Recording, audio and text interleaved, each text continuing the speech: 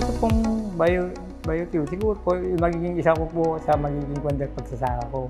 Ako po si Nemesio Barreto, isang magsasaka na taga Malayantok, Santo Domingo, Nueva Ecija. 20 plus years na akong nagsasaka. Ngayon, sa mga binhi, marami akong nagagamit, grateful to,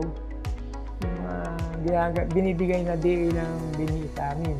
Yung mga hybrid po mga binhi, yun po yung mga binibigay sa amin.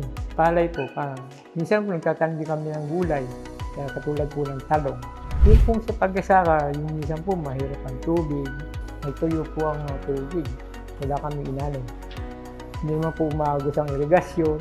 Kaya yung tanim kong palay, wala pa akong naani kahit isang kaban.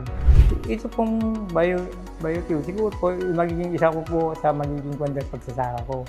Kasi lalo na po ngayon na narinig ko sa seminar na ito, yung mga kung paano gamit pag ano ng mga ako na to sa pagsasaka. Ako po si Nemesio Barreto, Biotech for Life.